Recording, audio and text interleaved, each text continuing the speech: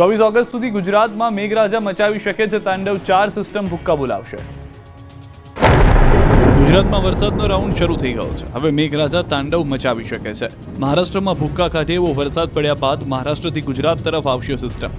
ગુજરાતમાં 4 સિસ્ટમની અસર ભારેથી અતિભારે વરસાદ પાડી શકે છે.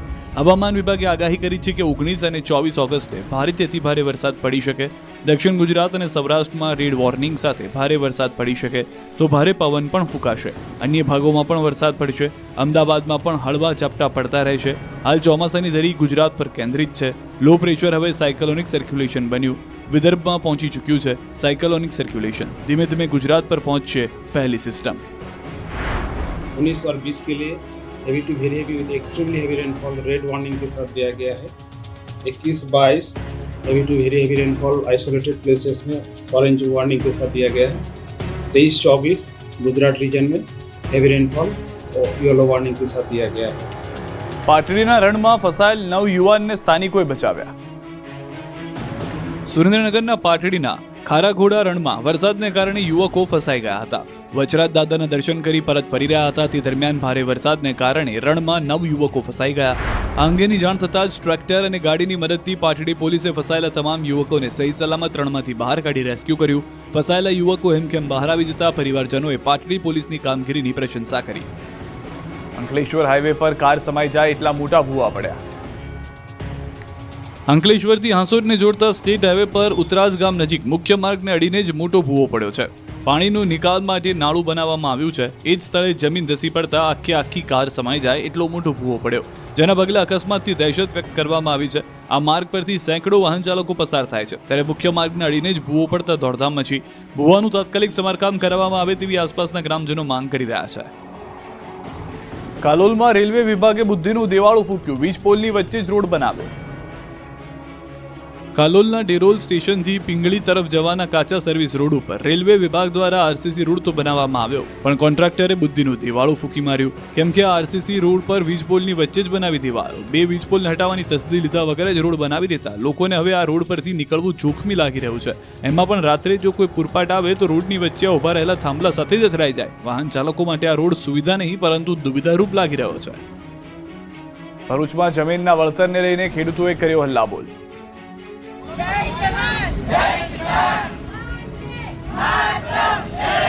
નર્મદા નદી પર ભાડભૂત પાસે બની રહેલા બેરેજની સાથે ભરૂચ અને અંકલેશ્વર તરફના છેડા પર પાળા બનાવવામાં આવી રહ્યા છે. આ પાળા સહિતની કામગીરી માટે જમીન સંપાદિત કરાઈ રહી હતી, ત્યારે ડૂબમાં ગયેલી જમીનના પ્રતિ ચોરસ ફૂટ 48 પૈસા નક્કી કરાયા, જ્યારે ઉપજાઉ જમીનના 3.60 રૂપિયા જાહેર કરાયા, જેને લઈ ખેડૂતોમાં રોષ છે. આ નિર્ણયને હાઈકોર્ટમાં પડકારતા સરકારે નિર્ણય પાછો ખેંચ્યો છે. ત્યારે અંગે ખેડૂતોએ કલેક્ટરને આવેદનપત્ર પાઠવી યોગ્ય વળતર આપવાની માંગ કરી. સંપાદન પ્રક્રિયા નવેસરથી કરવા વર્ષ 2025ની બજાર કિંમત અને રાજ્ય સરકાર તરફથી સૂચિત જંત્રી ડ્રાફ્ટ 2024 મુજબ વળતર આપવાની માંગ કરી. પાલનપુરમાં ટોલ મુક્તિ માંગને લઈને 5000 ખેડૂતોએ કર્યો વિરોધ.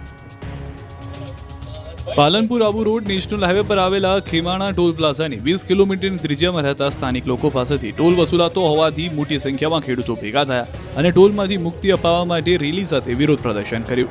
આજુબાજુના ગામડાઓના લોકો હેબતપુરા પાટિયા પાસે ભેગા થઈને હલ્લાબોલ કર્યો. ટોલ રોડને બાનમાં લઈ લીધો. 5000થી વધુ ખેડૂતો રોડ પર બેસી ગયા. જય જવાન જય કિસાનના નારા સાથે ખેડૂતોએ મહારેલી કાઢી.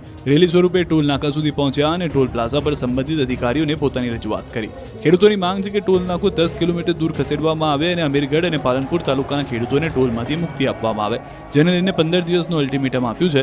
જો 15 દિવસમાં આનું કોઈ નિરાકરણ નહીં આવે તો ખેડૂતો ટ્રેક્ટર અને પશુઓ સાથે ઉગ્ર વિરોધ પ્રદર્શન અને ધરણા કરશે. હજારોની સંખ્યામાં લોકો ભેગા થતા તંત્ર દ્વારા ચુસ્ત પોલીસ બંદોબસ્ત ગોઠવવામાં આવ્યો હતો. ઠાસરા ખરીદ વેચાણ સંઘમાં ખેડૂતોનો હોબાળો. યુરિયા ખાતર ન મળતા સવારથી જ લાઈન લગાવીને ઉભેલા ખેડૂતોએ હોબાળો કર્યો. ખાતર લેવાની લાઈનમાં મહિલા ખેડૂતો પણ જોવા મળી હતી. સર્વર ડાઉન હોવાને કારણે ખાતરનો જથ્થો હોવા છતાં પણ નથી મળી રહ્યો ખેડૂતોને ખાતર. હેરાન થયેલ ખેડૂત પહોંચ્યો ઠાસરા મામલતદાર કચેરીએ ફરિયાદ કરતા પુરવઠા મામલતદારે કરી સંઘની વિઝિટ કરતા પુરવઠા મામલતદાર મિલન જાનીને પણ મળ્યો સર્વર ડાઉનનો જવાબ. લાઈન લગાવીને ઉભેલા ખેડૂતોની સંઘમાં પાણીની વ્યવસ્થા પણ ન કરી શક્યા. એક આધાર કાર્ડ પર માત્ર 2 યુરિયા ખાતરની થેલી મળતી હોવાનો ખેડૂતોનો આક્ષેપ. ભૂખ્યો અને તરસ્યો લાઈન લગાવીને ઉભેલો ખેડૂત હેરાન થઈ રહ્યો છે. દુષ્કર્મી આશારામની અમદાવાદ સિવિલમાં 4 કલાક કરાઈ તપાસ. સુરત અને રાજસ્થાનના જોધપુરમાં દુષ્કર્મ કેસના દોષિત અને આજીવન કેદની સજા ભોગવી રહેલા 86 વર્ષીય આસારામને અમદાવાદ સિવિલના ટ્રોમા સેન્ટર લવાયો હતો. તબિયત ખરાબ હોવાથી વિવિધ રિપોર્ટ માટે આસારામને સિવિલ હોસ્પિટલ ખાતે લઈ જવામાં આવ્યો, જ્યાં સિવિલ હોસ્પિટલના સ્ટાફે મેડિકલ ચેકઅપ કર્યું હતું. આસારામને સવારે 10:30 વાગ્યાની આસપાસ લઈ જવાયો હતો. જોધપુર કોર્ટના આદેશ મુજબ આસારામનું ઇકો, કાર્ડિયોગ્રામ, એક્સરે, અલ્ટ્રાસાઉન્ડ કરવામાં આવ્યું. કાર્ડિયોલોજિસ્ટ, ન્યુરોલોજિસ્ટ અને મેડિસિન હેડ, નેફ્રોલોજિસ્ટ, ગેસ્ટ્રોલોજિસ્ટ, યુરોલોજિસ્ટનો ઓપિનિયન લેવામાં આવ્યો. રિપોર્ટ આવ્યા બાદ મેડિકલ બોર્ડ માટે રિપોર્ટ તૈયાર કરશે. આસારામની અંદાજિત 4 કલાક જેટલી તપાસ ચાલી. આસારામનું 13 નંબરની ઓપીડીમાં મેડિકલ પરીક્ષણ કરવામાં આવ્યું. ઓપીડીમાં લોકો માટે પ્રવેશ બંધ કરી પોલીસ બંદોબસ્ત ગોઠવી દીધો હતો, જ્યારે બહાર આસારામની ખાનગી સિક્યુરિટીનો બંદોબસ્ત ગોઠવવામાં આવ્યો હતો. હાલ આસારામ 21 ઓગસ્ટ સુધી જામીન પર છે. આમ આદમી પાર્ટીના સમર્થકોને મહિલા પીએસઆઈ વિરુદ્ધ સોશિયલ મીડિયામાં અભદ્ર કોમેન્ટ કરવાનું ભારે પડ્યું છે. વિસાવદરના મહિલા પીએસઆઈ વિરુદ્ધ સોશિયલ મીડિયા પર કરાયેલા અભદ્ર કોમેન્ટના કેસમાં જૂનાગઢ ક્રાઇમ બ્રાન્ચે કડક કાર્યવાહી હાથ ધરી. 1 ઓગસ્ટના રોજ વિસાવદરના ધારાસભ્ય ગોપાલ ઇટાલિયા સસ્તા અનાજના કૌભાંડમાં મામલે વિસાવદર પોલીસ સ્ટેશન ખાતે પહોંચ્યા હતા.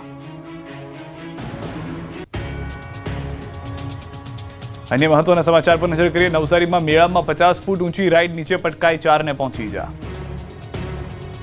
ચારે બાજુ મેળાની રંગત જામી હતી. લોકોનું કિડિયારું ઉભરાયું હતું. વિવિધ રાઇડ્સમાં બેસી લોકો મેળાની મોજ માણી રહ્યા હતા. કેટલાક લોકો ટાવર રાઇડમાં બેઠા હતા, ત્યારે જ અચાનક લોકોનો બચાવોની ચીચિયારીઓથી મેળો ગુંજી ઉઠ્યો, કેમ કે ટાવર રાઇડ ઉપર પહોંચ્યા બાદ તૂટી પડતા ધડામ દઈને નીચે પડી હતી અને મચી ગઈ નાસભાગ. રાઇડ નીચે પડતા 2 બાળકો, 1 મહિલા અને 1 પુરુષને ઈજા પહોંચી હતી. મેળામાં મોતની રાઇડ બનવાની ઘટના બિલીમોરામાં બની. નવસારીના બિલીમોરાના સોમનાથ મહાદેવ મંદિરે ભરાયેલા મેળામાં શ્રાવણના અંતિમ સોમવારની પૂર્વરાત્રિએ 50 ફૂટ ઊંચા ટાવર રાઇડ અચાનક તૂટી પડી, જેને લઈને આસપાસના તમામ લોકોમાં ધમધમાટ જોવા મળ્યો. મેળાની પરવાનગી શિવમ એજન્સી દ્વારા આપવામાં આવી હતી. તપાસના ધમધમાટમાં આ એજન્સીના પ્રોપરાઇટર વિરલ પીઠવા મૂળ સુરેન્દ્રનગરના રહેવાસી હોવાનું ખુલ્યું. શિવમ એજન્સીએ પ્રથમ વખત બિલીમોરા મેળામાં 7 અલગ રાઇડ માટે પરવાનગી મેળવી હતી. અકસ્માતની ઘટના બાદ સોમનાથ મંદિર પરિસરમાં આવેલી તમામ જોખમી રાઇડને સ્થગિત કરી દેવામાં આવી. નવસારી મનોરંજન વિભાગ દ્વારા ટેકનિકલ કમિટીની રચના કરવામાં આવી. બીજી તરફ રાઇડ તૂટવા મામલે મોટો ખુલાસો થયો. મેળાની મંજૂરી મામલે બેદરકારી જોવા મળી. મેળામાં ફાયર એનઓસી આપી ન હતી. ફાયર એનઓસી વગર જ મેળો શરૂ કરી દેવાયો. પાલિકાના ડ્રાઈવર ફોરમેન પાસે ફાયર ઓફિસર તરીકે સહી કરાવાય. ડ્રાઈવર જયેશ સોલંકીએ ખુદ આ વાતનો સ્વીકાર કર્યો છે. સાંભળો.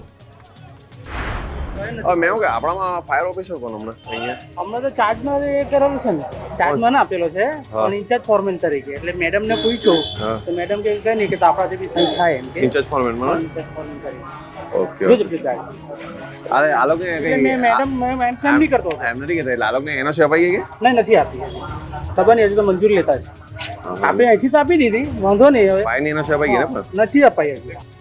દેવગઢ બારિયાના પુવાડા ગામના કામોમાં મહિલા સરપંચના બદલે તેમનો પતિ સહી કરતા હોબાળો.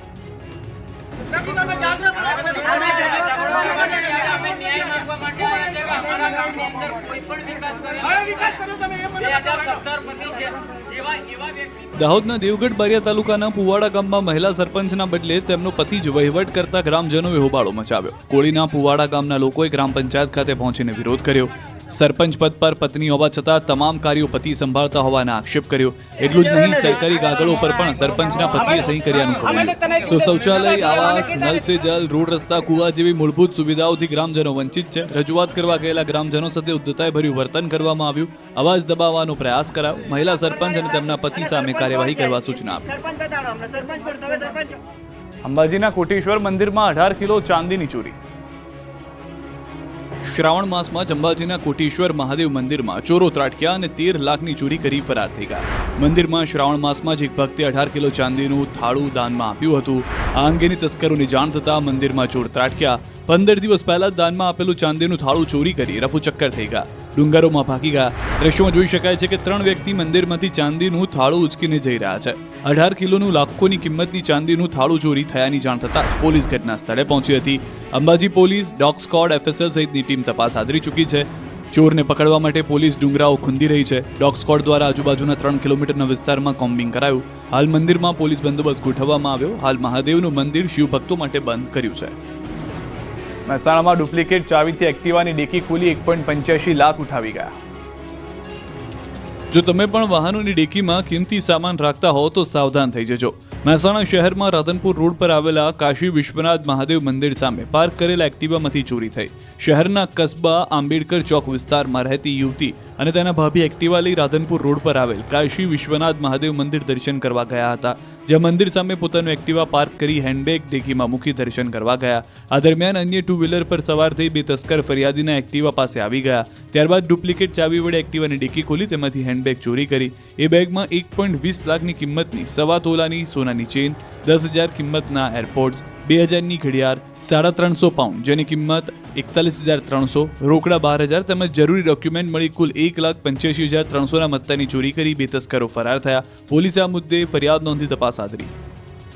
સુરતમાં કટરથી તિજોરી કાપી 25 કરોડથી વધુના હીરાની ચોરી. તહેવારોની રજામાં સુરતના કાપોદ્રામાં ડીકે એન્ડ સન્સ ડાયમંડ કંપનીમાં તસ્કરો ત્રાટક્યા હતા. કંપનીની ઓફિસની તિજોરીમાંથી 25 કરોડથી વધુના હીરા, રોકડની સાથે સાથે સીસીટીવી ડીવીઆર પણ તસ્કરો લઈ ફરાર થઈ ગયા હતા. કપૂરવાડી ખાતે આવેલા આ હીરા કારખાનાના ચોથા માળેથી રફ હીરા અને રોકડની ચોરી થઈ. ચોરોએ ચતુરાઈપૂર્વક આ ચોરીને અંજામ આપ્યો હતો. સૌપ્રથમ તેઓ કારખાનામાં બહાર લાગેલ ફાયર એલાર્મને તોડી નાખ્યું, જેથી ગેસ કટરનો ઉપયોગ કરતી વખતે કોઈ અવાજ ન થાય અને એલાર્મ વાગે નહીં. તદુપરાંત ફેક્ટરીમાં પ્રવેશ માટે માત્ર એક જ દરવાજો હોવાને કારણે ચોરોએ લાકડાનો દરવાજો તોડીને અંદર પ્રવેશ કર્યો. આશ્ચર્યજનક રીતે ફ્લોર પર કોઈ સીસીટીવી કેમેરા નહોતા, જે ચોરો માટે વધુ સરળ બન્યું. ચોરોએ ઓફિસની અંદર પ્રવેશવા માટે ઓફિસના કાચ કાઢ્યા હતા. ત્યારબાદ ચોરોએ 3 લેયરવાળી તિજોરીને ગેસ કટર વડે તોડી હતી. તિજોરીમાં 12 ઇંચ બાય 10 ઇંચનો ખોબો પાડવામાં આવ્યો હતો, જે દર્શાવે છે કે ચોરો પાસે ગેસ કટર જેવી આધુનિક ચોરીના સાધનો હતા. ચોરી થઈ તે જગ્યાએ ઓફિસની બહારનું એક અને ઓફિસની અંદરના 2 કેમેરા પણ ચોરોએ કાઢી નાખ્યા, જેનાથી તેમની ઓળખ છુપાવી શકાય. તપાસમાં સામે આવ્યું છે કે બિલ્ડિંગમાં છેલ્લા 3 દિવસથી કોઈ સિક્યુરિટી ગાર્ડ હાજર નહોતો. આ અવસરનો લાભ ઉઠાવીને ચોરોએ 25 કરોડથી વધુના હીરાની ચોરીને ગુનાને અંજામ આપ્યો. તસ્કરો માત્ર હીરા અને રોકડ જ નહીં, પરંતુ ચોરીના કોઈ પુરાવા ન રહે એ માટે ફેક્ટરીના તમામ સીસીટીવી કેમેરાની તોડફોડ કરી અને ડીવીઆર પણ ઉઠાવી ગયા. પોલીસના અનુમાન મુજબ 2 થી 3 લોકોએ આ કૃત્યને અંજામ આપ્યો હોઈ શકે છે. સુરતની યુનિવર્સિટીના કાર્યક્રમમાં સ્ટેજ પર વિદ્યાર્થી આળોટવા માંડ્યો.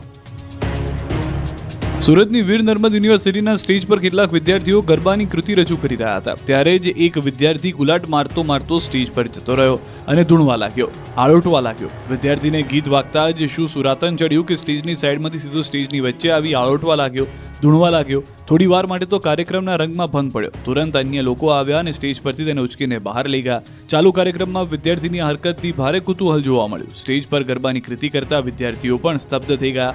આ હરકતથી કુલપતિ અને કુલ સચિવ પણ ચોંકી ઉઠ્યા હતા.